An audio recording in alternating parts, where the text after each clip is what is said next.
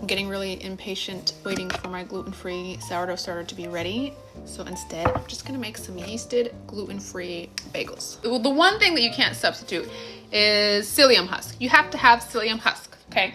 But you also don't want to mix it too soon while you're getting all the ingredients ready, because then it's going to turn into like this thick cement and it's just too much. So I'm going to measure all my dry ingredients first, and then right when I'm ready, because it literally takes like 60 seconds for the psyllium husk to be ready. So I'm going to pre-measure everything and then get my psyllium husk gel ready. 220 grams of tapioca flour, and I'm using a recipe by the Loopy Whisk, by the way, so this is not my recipe. But you can either use 220 grams of millet flour and 80 grams of sorghum flour, but I don't have millet. So I'm just gonna use 300 grams of sorghum flour. Or you could use brown rice flour. I don't feel like getting the mill out again, so I'm just gonna use all sorghum. So I need to bloom my yeast, or you could use instant yeast, but I don't. So I just have some sugar in here, and I'm gonna go in with 540 grams of warm water. 1.5 teaspoons of yeast. It's getting nice and foamy. I'm gonna measure my psyllium husk. This is psyllium husk, not psyllium powder. 30 grams, which is about 6 tablespoons. I'm gonna pivot because I forgot I forgot to lower the water so that I could use some of the water to gel my stuff. So I'm just gonna take some of my yeasted water. It's fine, everything's fine. And mix this into here so it'll turn into a beautiful gel. Mix it up. Turn into a gel like almost instantly, but that's what you're looking for. You don't want it to be too jelly to the point where it won't even mix in. So there's your binder. Since there's no gluten, this is our binder. Psyllium husk, don't replace it. Plop my gel. Ooh, trying not to. 20 grams of olive oil, whatever you're.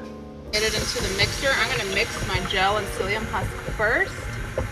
Make sure it gets incorporated, because those are some large clumps in there, and then once that's a little bit better mixed, then I'll go in with my flours. Okay, now that it's in like a globby, gross looking gel mixture, I'm gonna slowly go in with the flours, just mixing a little bit at a time so I don't make a huge mess. Alright, switch to the paddle attachment, and I'm just trying to avoid making a mess, so I'm gonna start off really low. It's getting there. Turned up the speed just a little bit. Crank it up in my surface with some of the gluten-free. It actually kind of looks like a dough, okay? Here we go. Okay, it shouldn't be too sticky to the touch. What I'm gonna do now, and honestly it doesn't need to be floured, but what I'm gonna do now is divide into my little parts. You know, I'm going to divide into even-ish pieces. Options on how you want to shape them. You could do the standard where you just make a little ball, then punch a hole in it, right? So I'll probably do a little bit of both, so I'll do that one.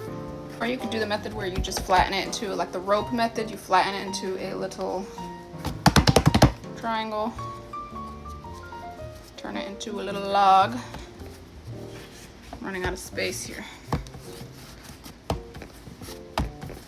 I tell you already, I'm gonna like this method better whenever it comes to gluten-free. I don't know how long that is, 7 inches, and then just attach. Smash one end, kind of wrap it around and squeeze. So you can see, just flatten your piece. It's really not a sticky dough at all, so I don't even need flour, honestly. Okay, then roll it up. Do some little rollouts to get it to about 7, 8 inches. Then I'm going to flatten one side pretty good, and then flatten the other just a little bit. See? Because I want to stick this in here and then wrap it around so it kind of melds. Pinch, so it kind of melds into one. I need to rest and go and rise for about another 20 to 30 minutes. And then I'm going to be turning on my, around the 15-minute mark, turning on my boiling water. All right, it's been 30 minutes and they have definitely risen. So I have my water boiling. I just turned it on. I did put some molasses in there. In the oven, preheated at 450.